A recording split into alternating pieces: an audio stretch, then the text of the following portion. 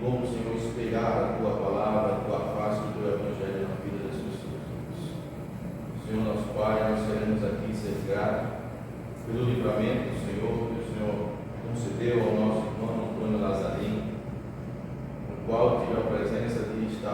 junto com ele, assim como o pastor Manuel também.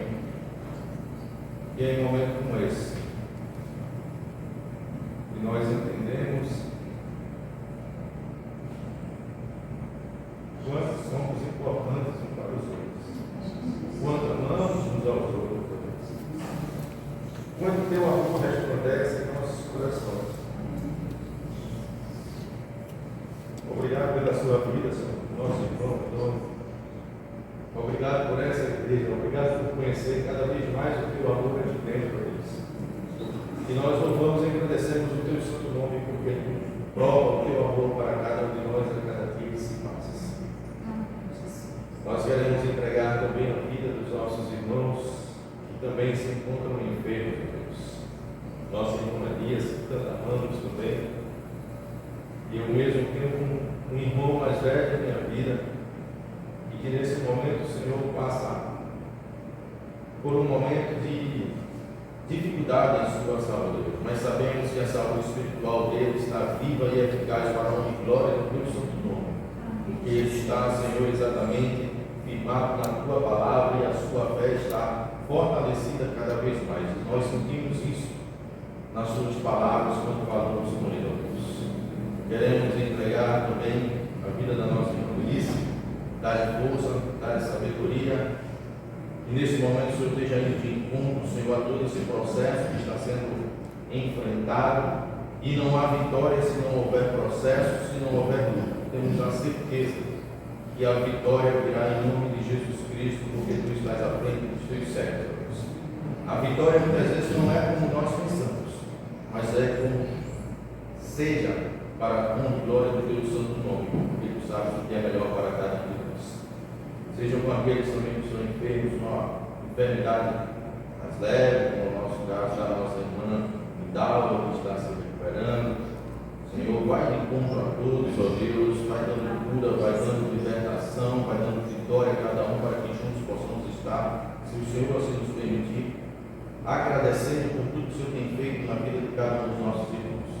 Obrigado por esta escola bíblica dominical, abençoa o nosso pastor Manuel, que vai trazer a tua palavra, os ensinamentos, pela vida da nossa irmã dirigente, da nossa irmã Ciclete, por cada departamento dessa tua igreja, Senhor, que possamos entender cada vez mais a essência do teu evangelho, que possamos entender a missão que nós temos do ir e pregar o evangelho a toda criatura.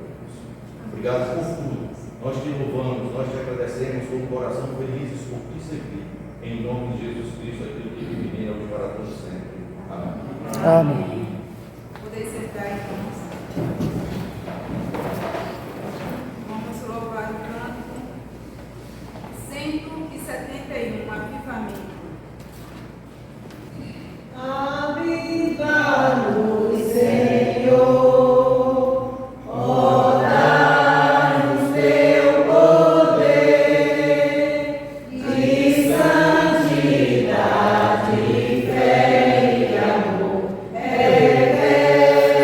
Nosso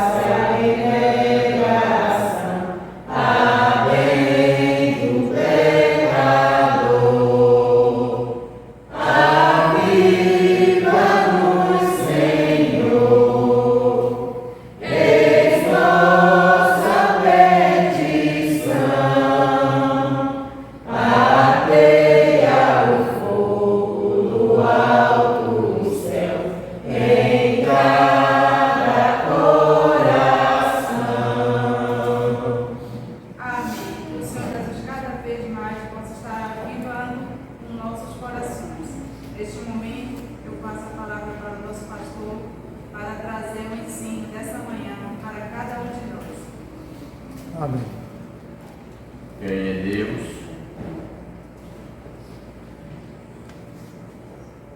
Capítulo 20.1.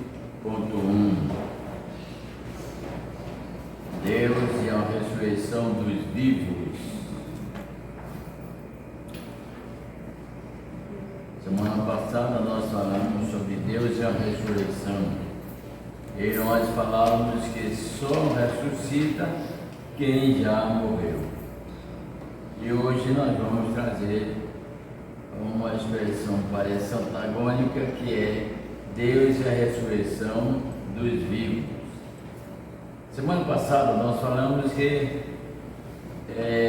nós iremos ressuscitar, e Deus nos ressuscita de todo o mal se nos encontrar morto.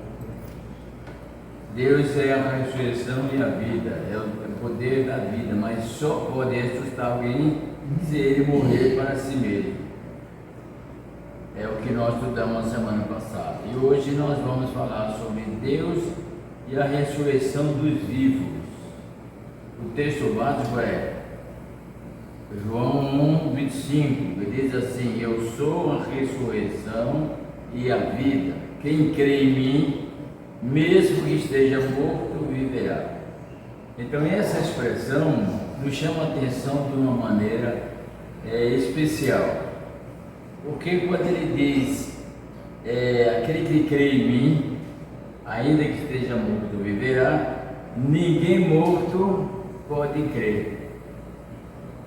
Então diretamente está falando para os vivos. Eu sou a ressurreição e a vida, quem crê em mim, ainda que esteja morto, viverá.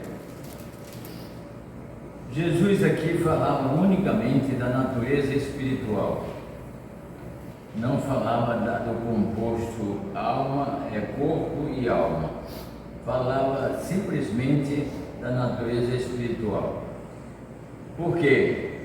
Porque desde o Éden, o pecado veio aniquilando a alma. Nos dias de Noé, a alma vivia totalmente desassociada da verdade.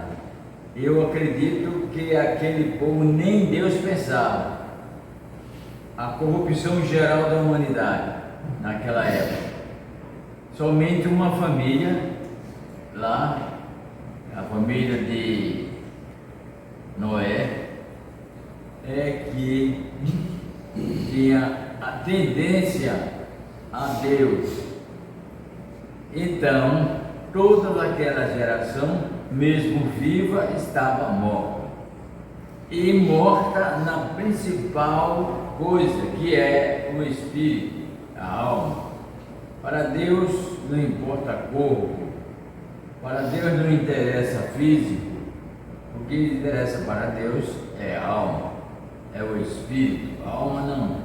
A alma é uma porção da triunidade humana que nós consideramos teologicamente como sangue, mas o espírito, esse que era, o que é e sempre foi a prioridade divina de Deus para conosco.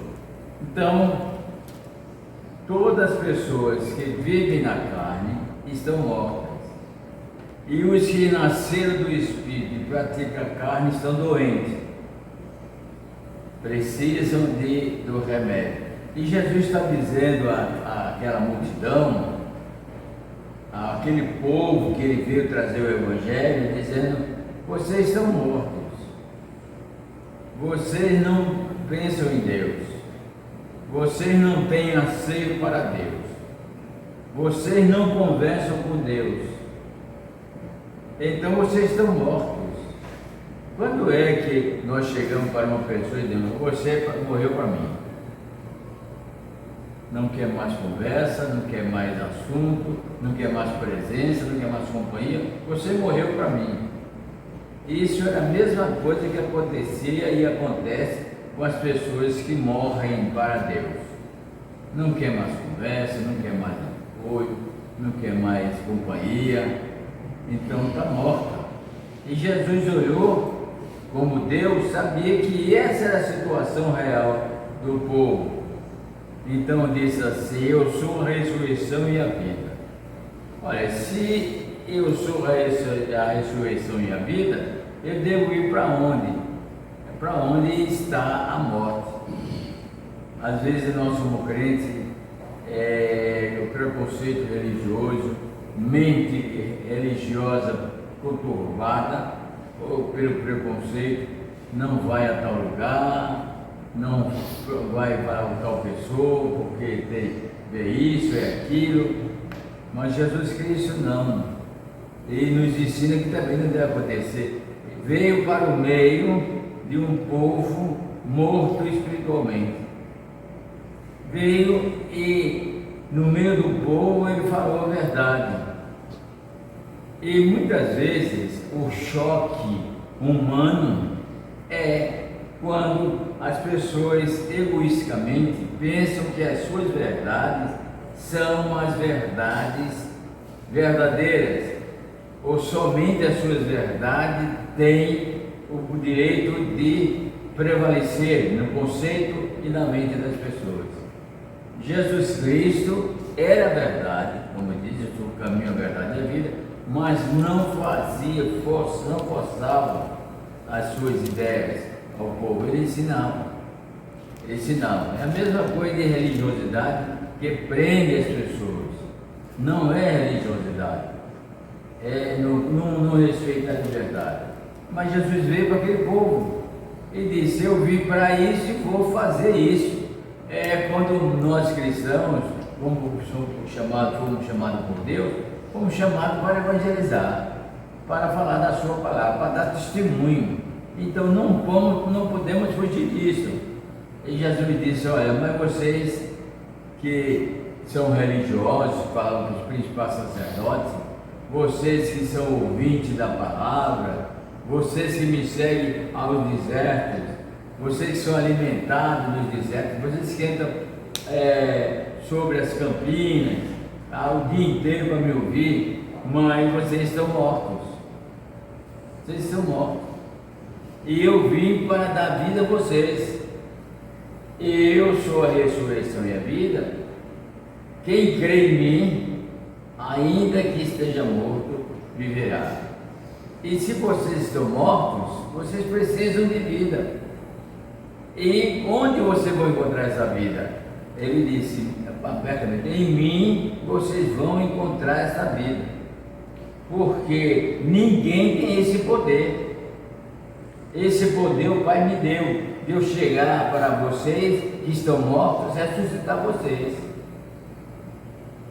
Então, quando nós estamos conscientes de que Deus é a ressurreição e a vida, e ressuscita também nos vivos, e que nós somos salvos, também temos o poder de ressuscitar.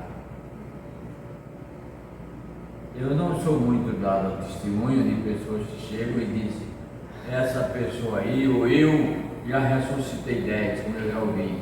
Eu não gosto desse tipo de testemunho, porque eu acredito que Jesus ressuscitou a Lázaro, só foi expandido, porque tem muita gente lá na casa de Marta e Maria. Mas Jesus, quando fazia as coisas, dizia: ninguém dizer isso. Conta somente aos teus parentes. Mas isso é o conceito da não propagação de uma ação no reino, porque as ações do reino, elas não são para ser vistas, propagada, entrar na mídia. Não, as ações do reino são as ações que quando uma mão faz, a outra não toma conhecimento, é o que Cristo disse. Então estava Jesus fazendo o seu trabalho e levou ao povo essa condição de ressuscitar os vivos. A mesma pergunta podia fazer às pessoas: Jesus ressuscitou, como é que pode ressuscitar os vivos? A mesma pergunta de Nicodemos: como é que pode o homem nascer de novo? Nós, como cristãos, temos o poder de também ressuscitar.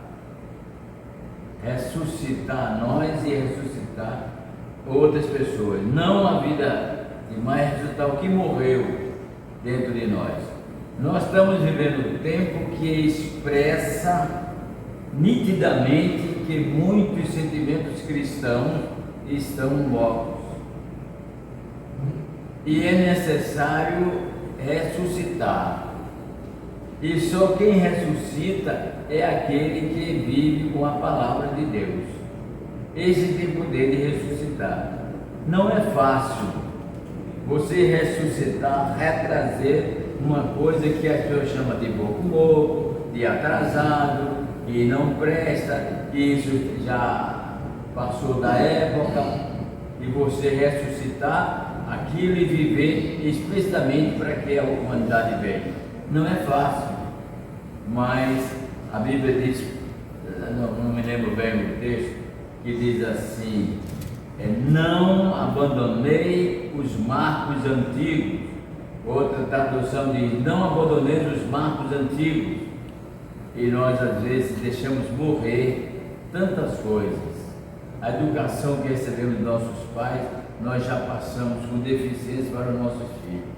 Os nossos filhos vão passar mais deficiência para os nossos netos. E aí a morte vai campeando nas coisas boas, importantes, fundamentais para a formação da personalidade cristã, vai morrendo e nós perdemos a guerra contra a morte. A morte. Quantas coisas mortas existem em nós? Às vezes tem a unha morta, tem a pele morta, tem o cabelo morto. E por tudo isso precisa de cuidado. Temos muitas coisas mortas, mas essas coisas são simples.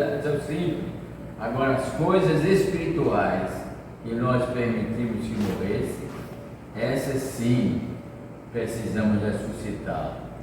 Quando eu era adolescente, criança, a igreja se reunia, toda a igreja, 3 horas da tarde, não era no geral, um grande número da igreja, 3 horas da tarde, saiu em evangelismo. A igreja tinha na mente que o domingo era o dia do Senhor, não era para ficar parado em casa. De manhã, de tarde, de noite, era o dia todo na ação do Mestre. Hoje não existe mais. Deixamos morrer esse interesse de dedicar o dia do Senhor ao Senhor. E de manhã, um pouquinho, outros nem gostam de vir de manhã, veio de noite, prestou o culto, achou que cumpriu com suas obrigações. Eu digo, analisando bem a nossa falha e a nossa falta de atenção ao reino de Deus, quando a Bíblia fala de dízimos, nós devemos entender que dízimo não é só dinheiro, o dízimo da vida. Se o dia tem 24 horas, nós deveríamos dar 2 horas e 40 minutos para Deus, para a nossa relação espiritual, para fazer com que o nosso espírito tenha mais relações com o próximo, com Deus. Isso é importante, mas quem é que pode ressuscitar isso nos dias atuais? Quem é que pode? E o que nós vemos com tristeza é que justamente essa pergunta é feita e as pessoas dizem, não tem como, e permanecem na morte. Quantas coisas existem mortas em nós que é necessário fazermos ressuscitar. Ressuscitar. Sabe por que precisamos ressuscitar? Porque estamos vivos. Cristo nos chamou da morte para a vida, estamos vivos. E tem coisas em nós que precisam ressuscitar. E Jesus diz assim, eu sou a ressurreição e a vida, quem crê em mim. Aí entra no outro momento, choque de relacionamento cristão. Não, e não há como. Mas o que foi que Jesus disse? Aquele que crê em mim, ainda que esteja com as ideias mortas, ainda que não acredite na resolução do problema, ainda que não acredite no sucesso do projeto, ainda que isso aconteça, você pode ressuscitar. Se crê em Cristo, por isso a fé é fundamental.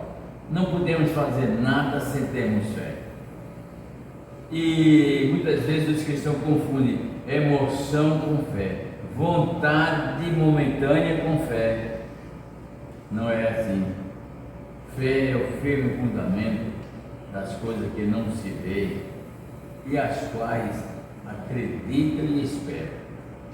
Acredito que vai dar certo, acredito que vou fazer.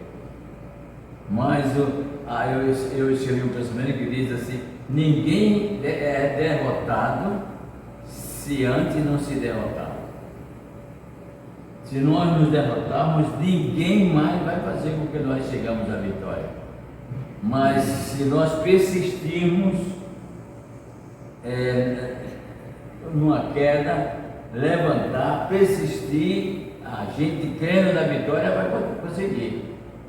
Agora, diante olhar assim, não dá, eu não posso, não tem condições, então já se derrotou e nunca vai ter vitória.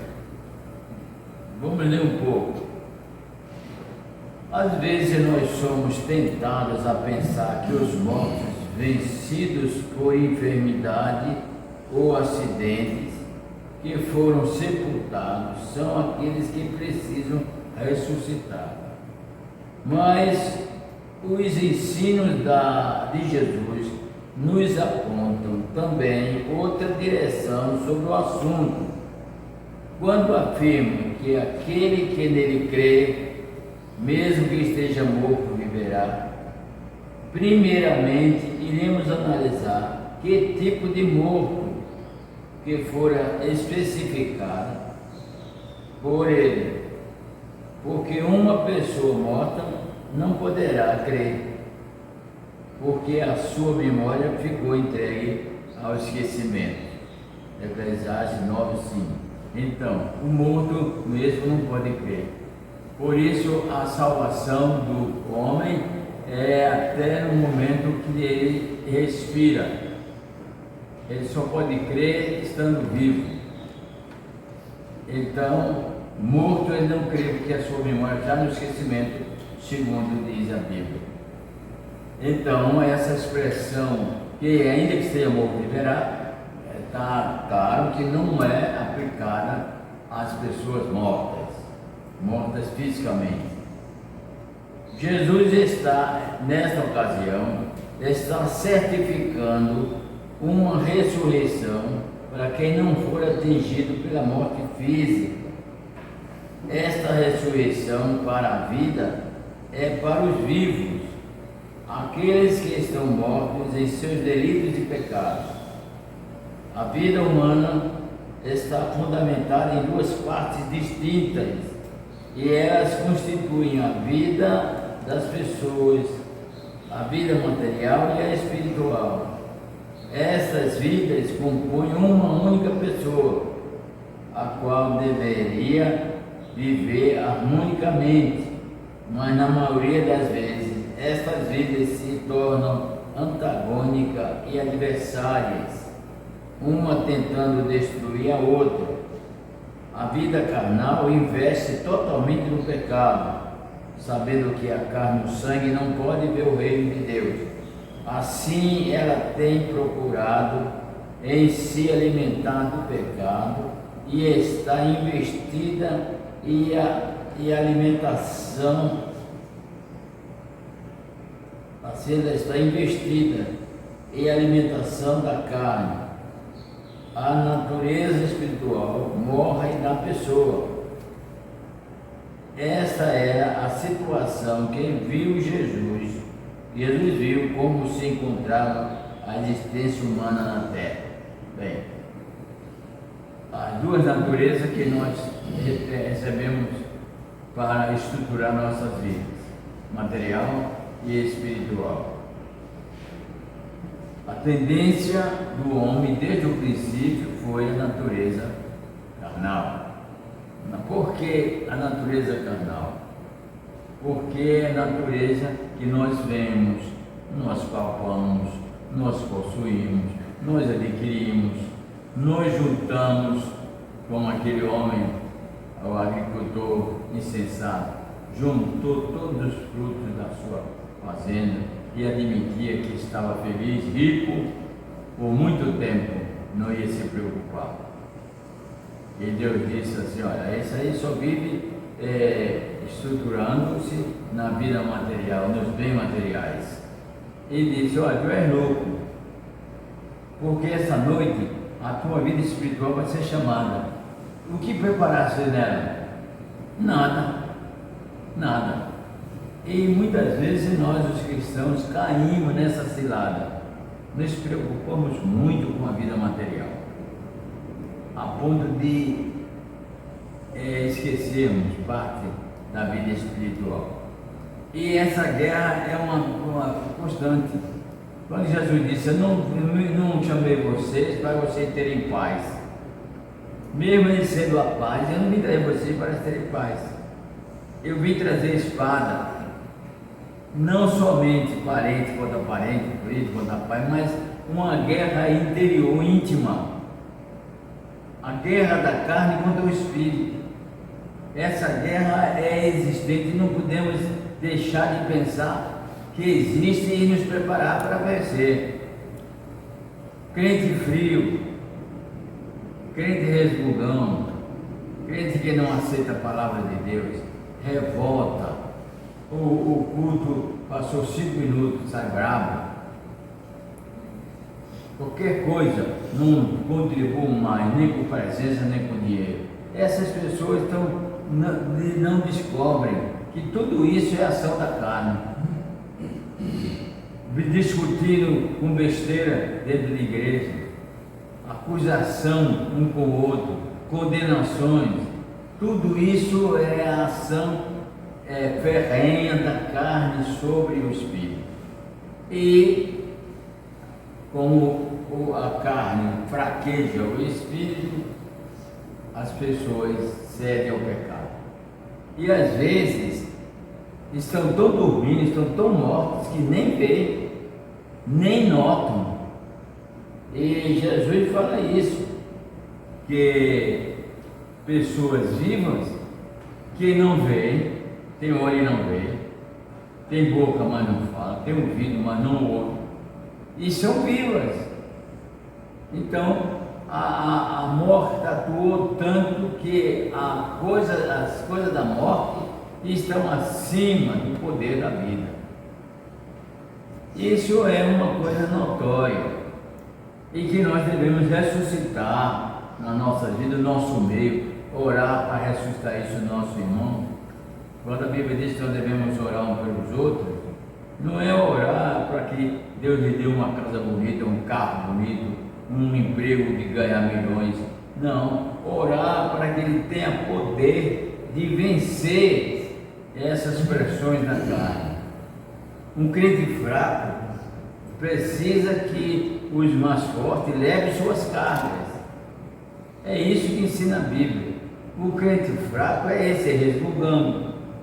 É esse que se irrita quando o culto passa 5, 10 minutos a mais. É esse que qualquer coisa se irrita contra o irmão e acusa. Esse é o crente fraco. Precisa que alguém carregue as suas cargas porque ele não sai do lugar. Então é isso que nós devemos fazer, orar por eles.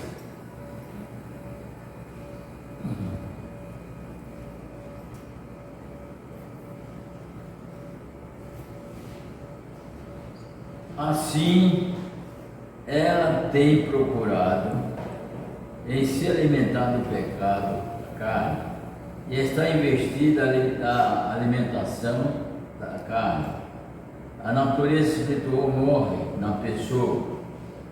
Esta era a situação que Jesus viu como se encontrava a humanidade na terra. O império da morte era exercido sobre todos. O pecado havia matado a natureza espiritual das pessoas. Então, para que ocorresse a ressurreição da natureza espiritual das pessoas, é que Deus enviou Jesus como a vida. Aí João diz assim: nele estava a vida, e a vida era a luz dos homens. Todos nós estávamos mortos, nossos delitos e pecados. Não, Cristo veio, as pessoas que tem pessoas boas, tem gente boa. Cristo veio para salvar os ruins. Não. Cristo veio para ressuscitar todos nós espiritualmente, porque todos nós estávamos mortos. Jesus então afirmou que as pessoas ligadas pela fé nele poderiam, mesmo com a natureza espiritual morta pelo pecado, viveriam.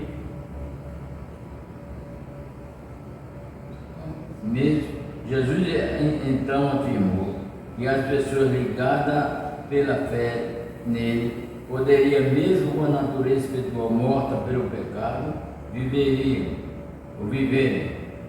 Isto é a ressurreição da natureza espiritual. E para fundamentar mais, Jesus também afirmou: eu sou a ressurreição e a vida.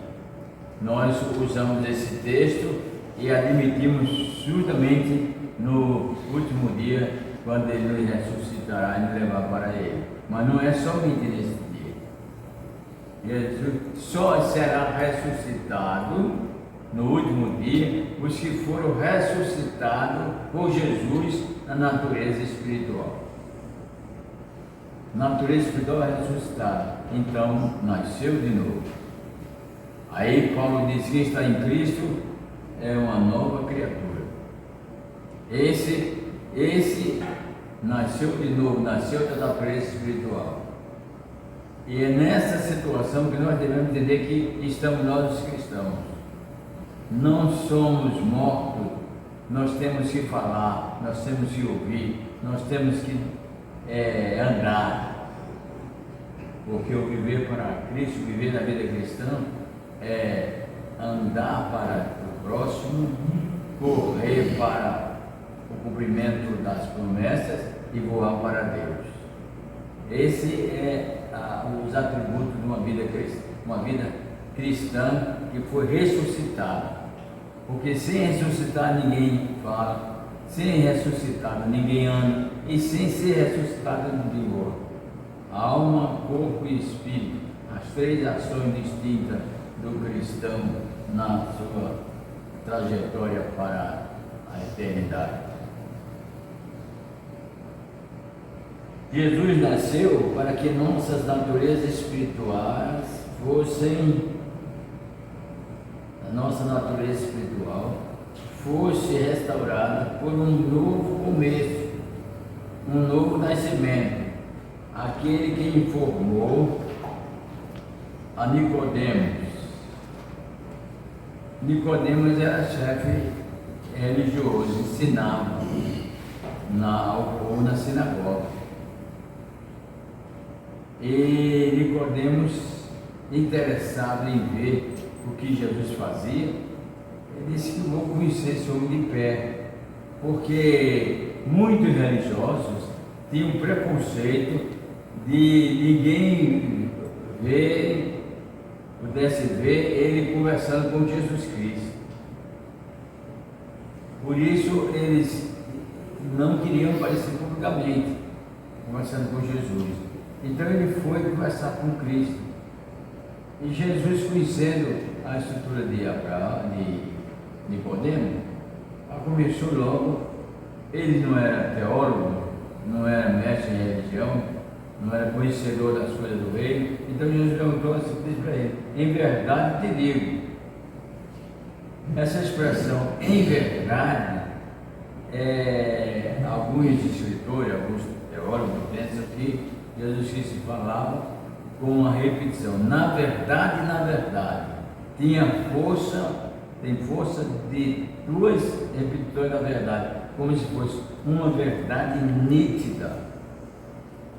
Em verdade vos digo que se alguém, quer dizer, pobre, rico, religioso, inteligente, alguém não nascer de novo, não pode ver o reino de Deus.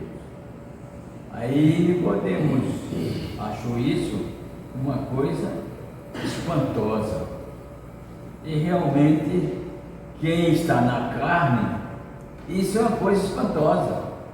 Porque na carne, o que vai acontecer comigo para nascer novamente? Eu vou regredir? vou tornar feto, é o que Nicodemo voltar no ventre da mãe nascer novamente. Às vezes nós não entendemos a expressão de poder e de glória que é para nós a palavra de Deus, porque é uma glória. Dizer, olha, você não fez nada, mas me buscou, você vai nascer de novo, nasceu de novo. Eu vou lhe dar uma nova vida com poderes especiais. Mas ele não aceitou isso. E aí a pergunta dele mostrou que eles tinham uma natureza espiritual morta. Porque quando Jesus disse nascer de novo, nascer, e disse mais, não nascer da água e não nascer da carne, da vontade do pai, da mãe, do varão, da broa, mas da água e do Espírito. Então, notadamente que era nascimento espiritual, mas ele não conhecia as coisas do Espírito, não vivia as coisas do Espírito.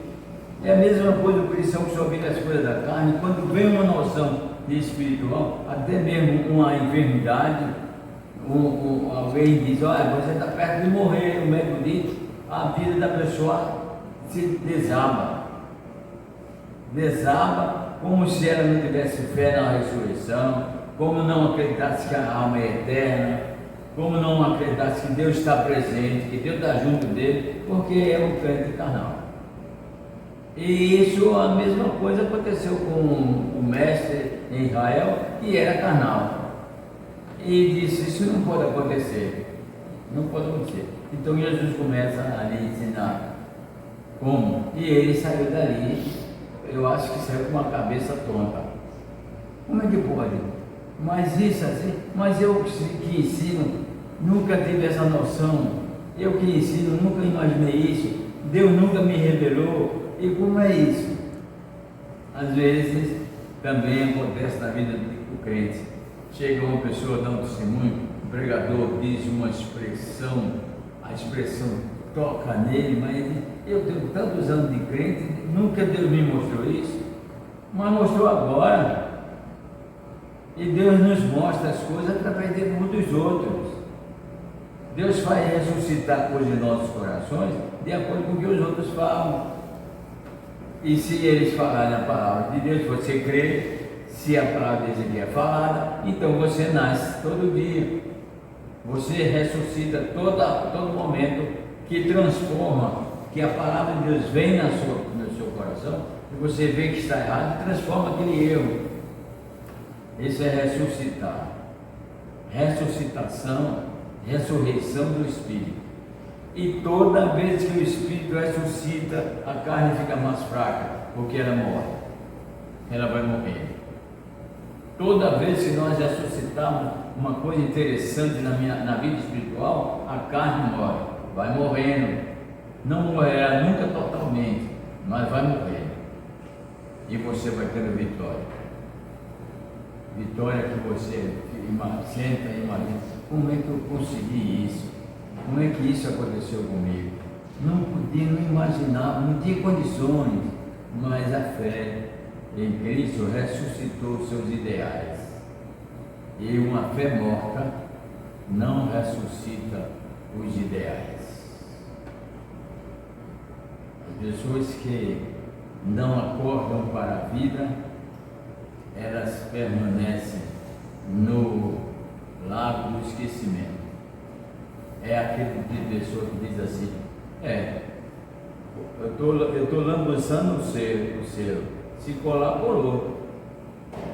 Eu acho que isso é um momento de desconfiança, degradação, de ação de um ser humano. Eu vou fazer lá, se deu, deu.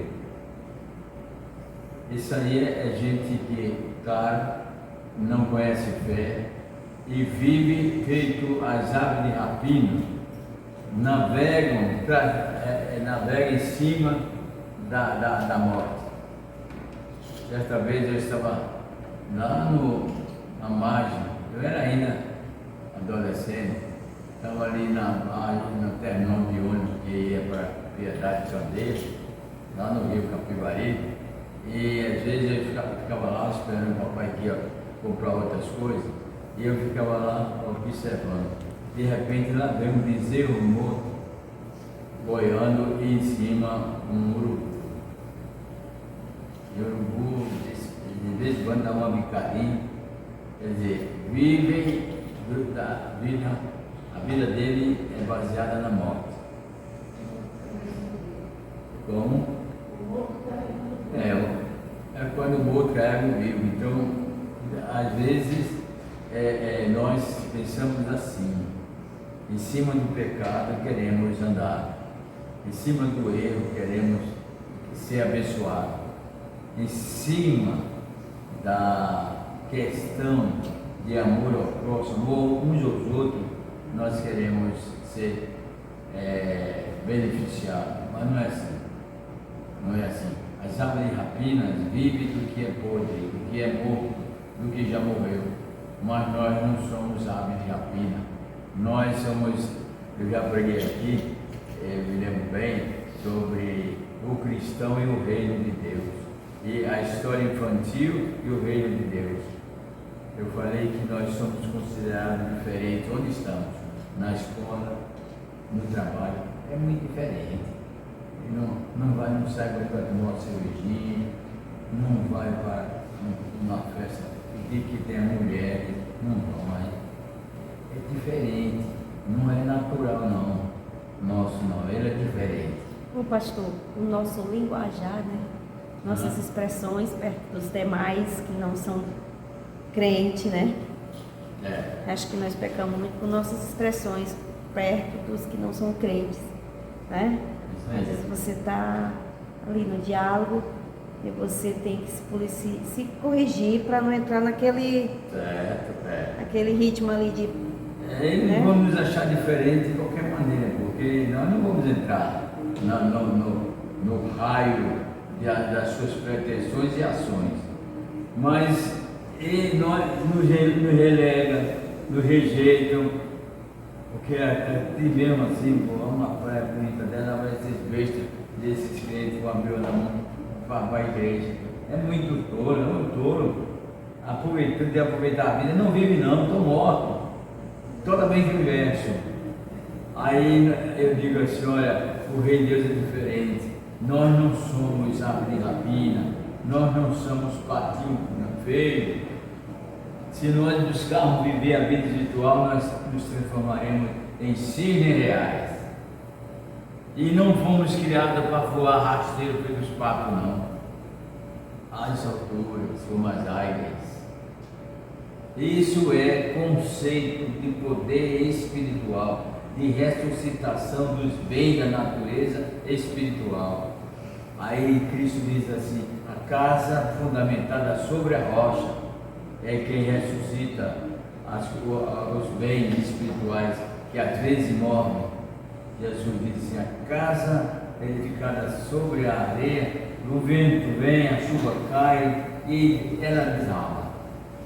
Mas a casa edificada sobre a rocha, vem o vento, vem a tempestade, vem terremoto, vem o que for, mas ela permanece firme. Essa é a casa construída com os materiais espirituais, que deixou ressuscitar, que lutou para a ressurreição dos bens espirituais, que nós, por indolência, deixamos morrer. Deixamos morrer. E quem é que não deixou morrer coisas especiais na vida? Quem é? É a mesma coisa. Quem é que nunca pecou? Ninguém tem coragem de dizer, eu não, porque realmente nós dormimos às vezes. É como o Senhor diz: o reino dos céus é semelhante a um homem que plantou boa semente no seu campo, e dormiram os seus vigias, e veio o inimigo e semeou o joio. Aí é o nosso coração, tem a semente boa e o joio.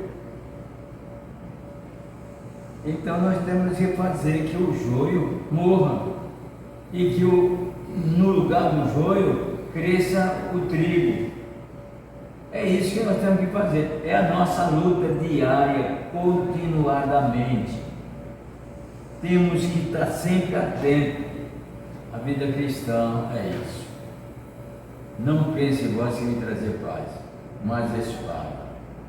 Ei, irmãos, que dificuldade é você vencer você mesmo. Que dificuldade é você, com o seu impulso e vontade e pensamentos materiais, vencer o espírito. E essa é a guerra. Essa é a guerra. Agora, e muitos de nós dizem assim: o que é que eu posso fazer? A carne é fraca.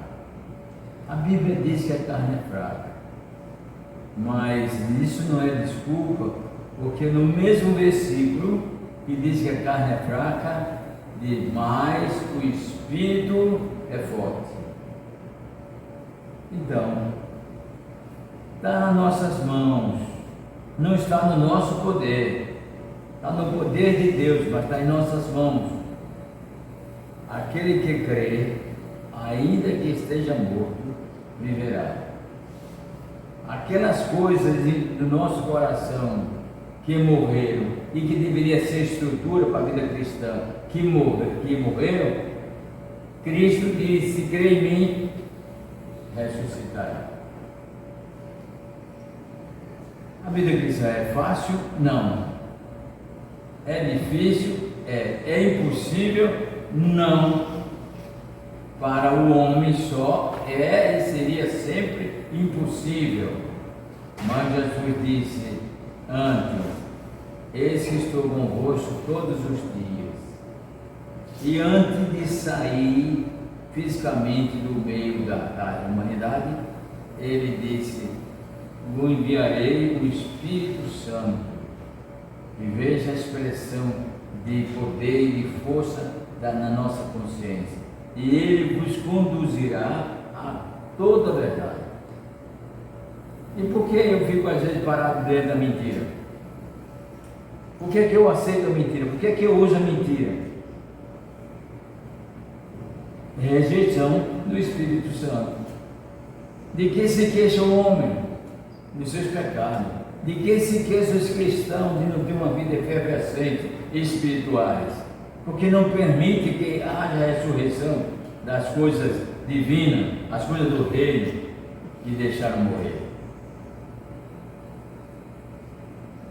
Deus é poderoso, todo poderoso, mas não pode fazer tudo.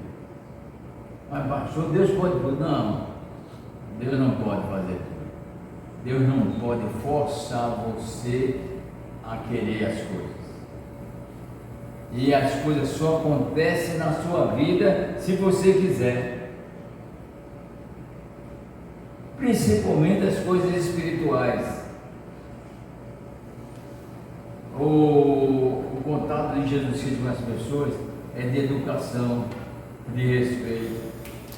Eu disse a teus irmãos que no dia final, quando ele olhar aquela multidão semelhante à areia do mar, que irá para a perdição, ele vai sentir muito. Ele vai sentir, sim. Mas ele sabe que fez tudo para que ele não fosse para ali. Mas vamos por quê? Deus não pode mandar na vontade das pessoas.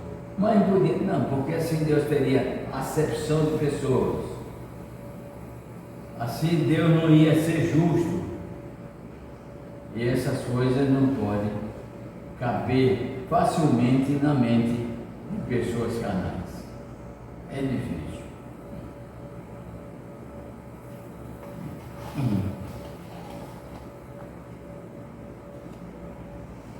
A vinda de Jesus ao mundo foi para trazer salvação da alma, através da ressurreição da natureza espiritual, efetivada pelo novo nascimento no Espírito. As pessoas nascidas novamente, aquelas nascidas no Espírito, possuem forças em Jesus suficiente para se proporcionarem contrariamente e fazer a natureza carnal refém da natureza espiritual. Nós temos que fazer isso. Natureza carnal quer sobressair sobre mim, mas eu tenho uma natureza espiritual que é forte e vou fazê-la a carne de refém. Você está presa. Não está morta, mas está presa. Qualquer momento de ação, a ação espiritual em cima. Então isso caracteriza uma vida espiritual, natureza espiritual ressuscitada pela fé em Cristo. Se isso ocorrer, nós vamos ter força de manter a carne submissa à vontade do Espírito. Diaconisa Margarida. Essa palavra diz assim: o reino de Deus é tomada à força. Para lutar, né? O reino de Deus é tomada à força. Não tem a palavra para lutar, né? Isso aí. Explica para nós. Como o Essa reino palavra, o reino de Deus é tomada à força. é para todos. É tomado à força. Sim, Essa força. a força. Texto de Bíblia, nós temos que analisar com outro texto também. Um texto confuso, a gente tem que analisar com outro, porque somente a Bíblia traz luz à própria Bíblia. Quer dizer, e tem uma regra da hermenêutica e exegese, que a Bíblia interpreta a própria Bíblia. Quando diz que o Evangelho é levado à força, à guerra, à pressão, isso aí nós temos que usar o texto que diz assim: não é por força nem violência que se deve levar o Evangelho. Então, o que pode surgir disso aí? Então, claro, se você conhece a natureza de Deus, sabe que não é por força nem violência, não é forçado. Porque se fosse forçado, todo mundo era convertido. Agora, nós temos que saber, como eu disse, que a vida cristã é uma luta, é uma força, é uma pressão. Nós sofremos essa pressão da carne, mas não é essa pressão da carne que não vai nos salvar, não.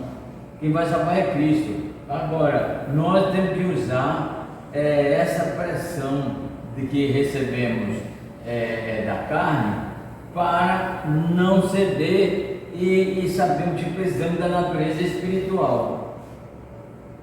É por força e violência? Não. E essa expressão de força e violência não é no tempo profético, não é no tempo de Cristo, diz assim: é chegado a vós o reino de Deus.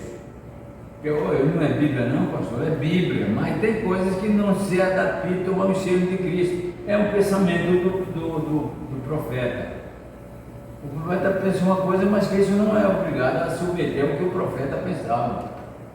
Nós encontramos essas coisas na Bíblia. Então você fica entre Elias e Jesus, quem é que você ouve? Eu escolho Jesus.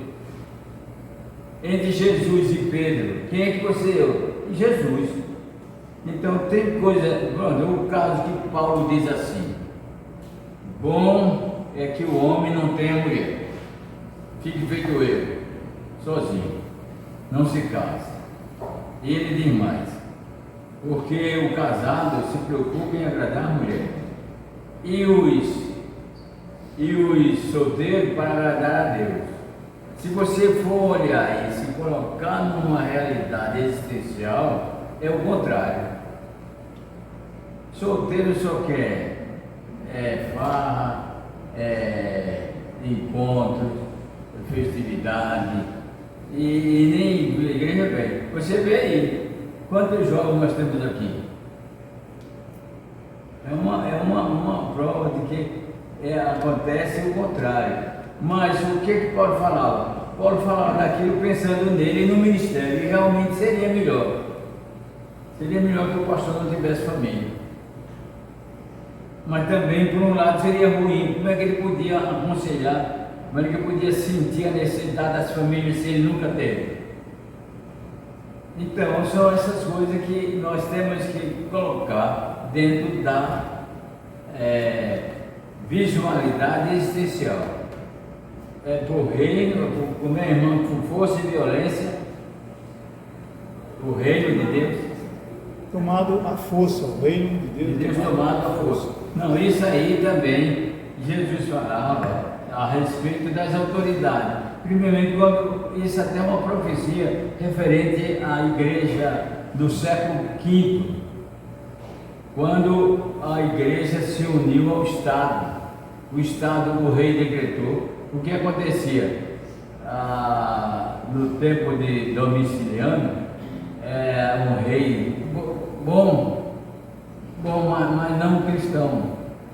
Ele tinha muitos servos, trabalhava com ele, muitos servos, aproximados, mais distantes, e eram exímios trabalhadores, dignos, responsáveis, fiéis, e de repente começaram a ser condenados em morte.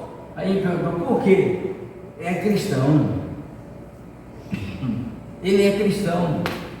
E os outros, Deus abençoa. Onde estiver um cristão trabalhando, ele vai se destacar. Porque Deus vai fazer isso. Ele se destaca e isso cria inveja dos outros.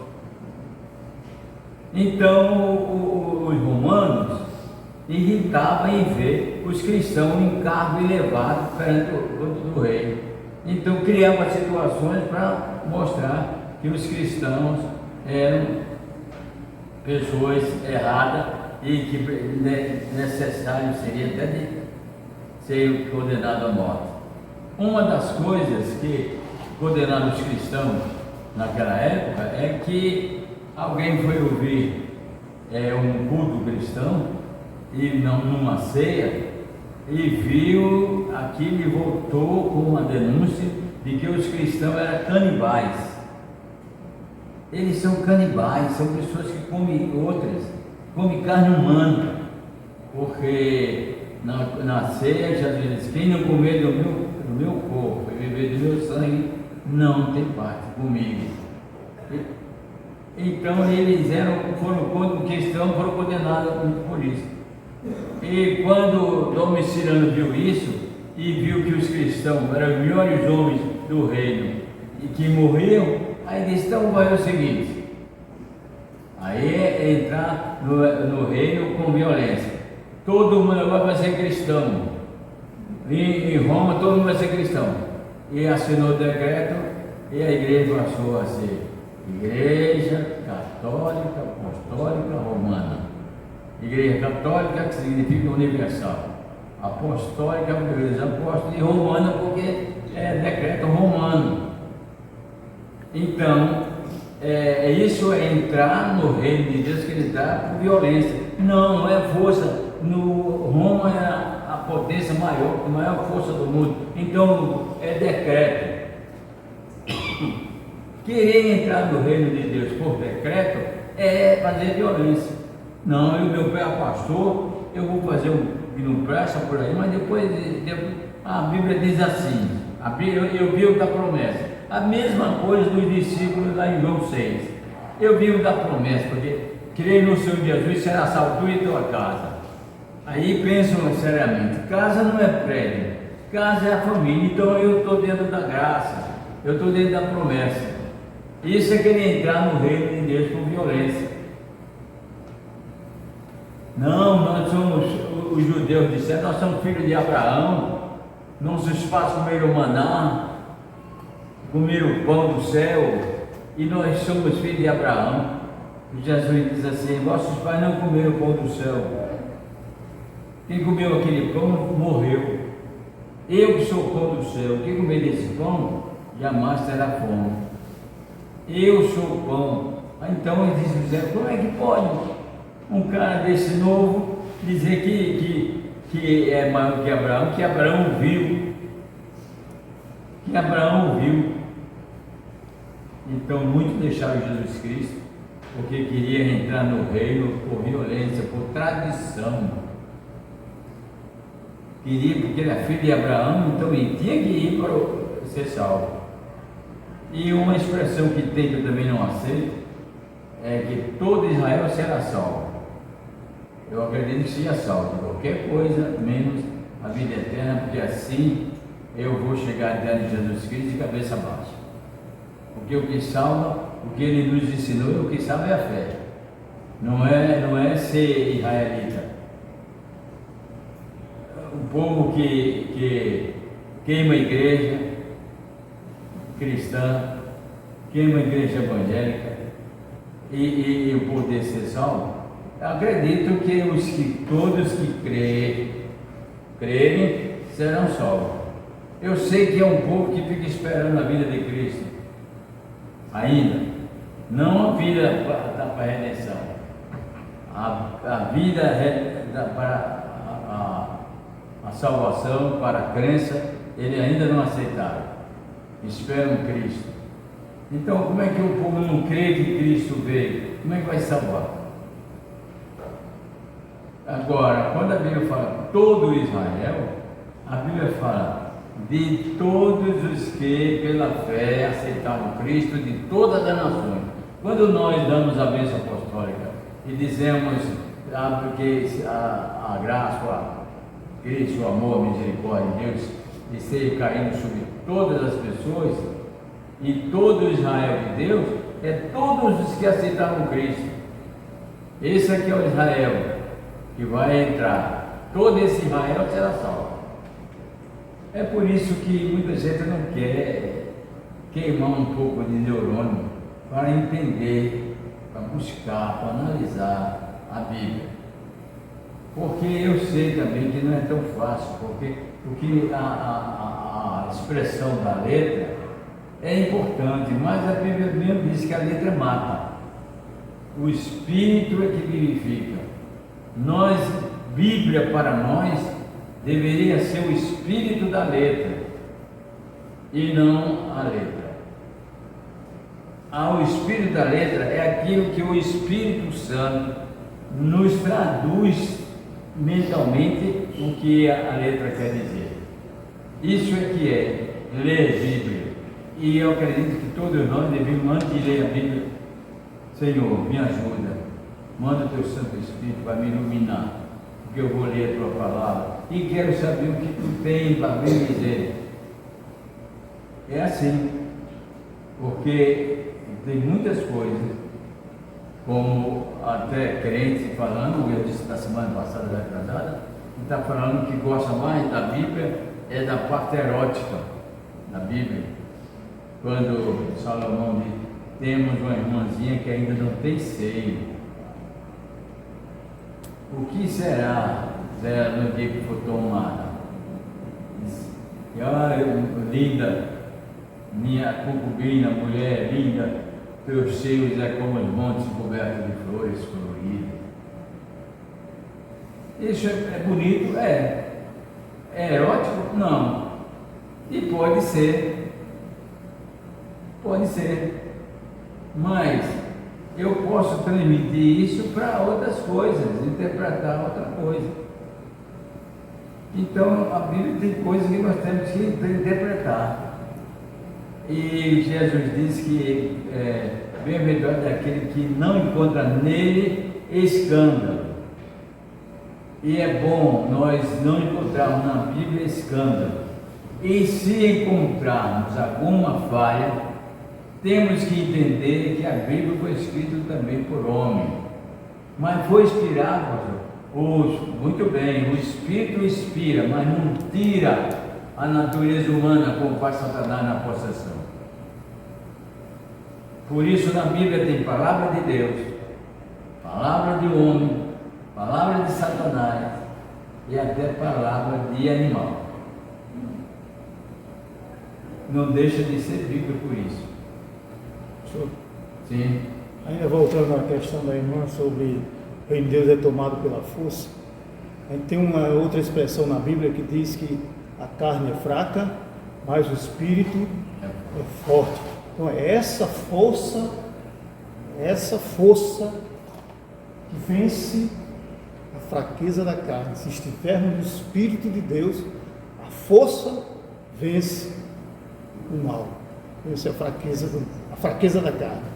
A força do bem sobre o mal geralmente não é uma violência, porque essa expressão violência aí, eu acho que ele não tinha outra palavra para botar, ele colocou isso. A mesma coisa quando fala a ira de Deus, o redator não tem outra expressão, na língua portuguesa, nem todas as palavras são traduzidas, o português, como é uma língua nova, nem todas as palavras das línguas estrangeiras têm poder, principalmente o hebraico e o grego, não tinha palavra para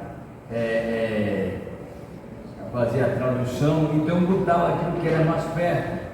A mesma coisa, assim, Deus se arrependeu de ter feito o homem. Ele não tinha outra palavra para botar sobre o sentimento de Deus.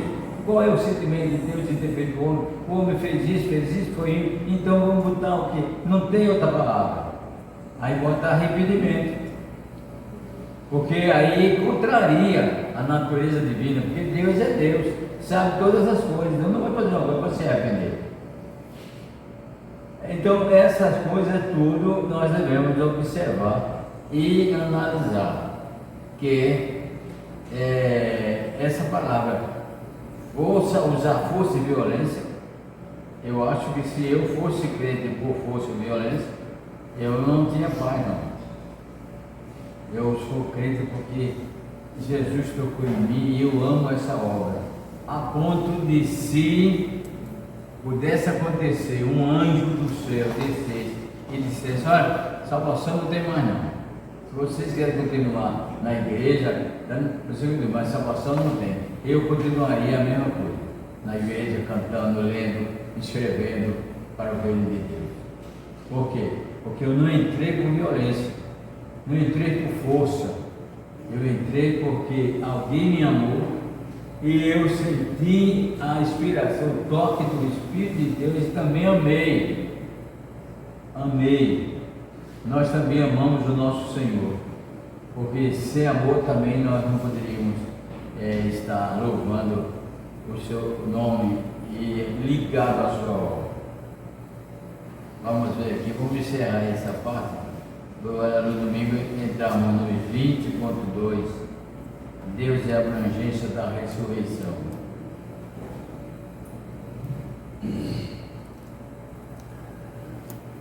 As naturezas, elas se tornam como aves, trocam a plumagem a cada. Com o novo nascimento, as pessoas vão ressuscitando sempre, quando sepultam um mal oriundo da natureza carnal, ressuscitam um bem para a natureza espiritual. Elas se tornam como aves, trocam as plumagens, a cada troca se tornam mais belas. Jesus espera que os crentes, com a inspiração do Espírito Santo, executem as mortes em si mesmos daquelas coisas que enfeiam suas vidas cristãs e façam ressurgir as belezas do reino em seu viver cotidiano e assim conservarmos em nossas vidas as virtudes do céu. Em Cristo a vida é que determina a morte e não a morte que determina a vida.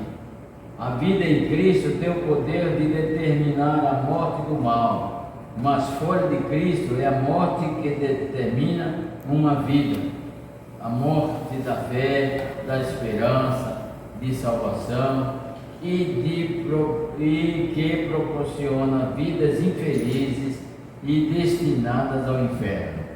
Nesta situação, as pessoas fecham os olhos para não ver, para que não vejam com os olhos, nem ouçam com os ouvidos, nem entenda com o coração, nem se converta, e eu os cure.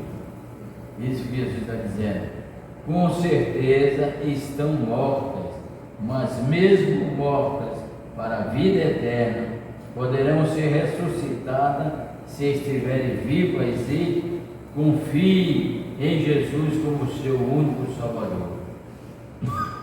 A salvação da natureza espiritual recupera no homem a imagem e semelhança de Deus, perdida no Éden. 9h30. Deus nos abençoe. Amém. Que possamos ter poder e força para ressuscitar aquilo que nós detectamos que é ruim. E realmente existe alguma coisa ruim na gente, precipitação, pré-julgamento, intriga, maledicência, tudo isso são coisas que precisam morrer. Quando isso morrer, nós vamos ressuscitar a paz. E Jesus Cristo, mesmo dizendo que Ele não veio trazer paz à terra, veio trazer guerra, mesmo sabendo que nós vivemos em batalha interior, mas a glória é essa, a vitória é essa, que em todo o mundo conturbado, em nós mesmos e nas outras pessoas, nós podemos ter paz. Esse que é o milagre. E nós vivemos a paz, não por nós, porque temos em Cristo. Ele nos amou primeiro. E eu vejo bem a expressão profeta dizendo: calma, pequeno rebanho, porque o Senhor se alegrou em cuidar de vós. E é isso que nós vivemos, a esperança. Não almejamos ser grande, mas pequeno. Ele estava escrevendo ontem, não sei se vai ser crônico ou pastoral, que diz assim: os egoístas são pessoas que só querem as coisas grandes, viver nas alturas. Agora eles esquecem que só cresce as coisas pequenas. Quem já é grande não cresce mais. Se nós buscarmos as coisas pequenas, nós vamos ter crescimento, porque vamos crescer, mas se quiser coisas já grandiosas, não tem mais como crescer. Deus nos dê sabedoria. Amém. Amém.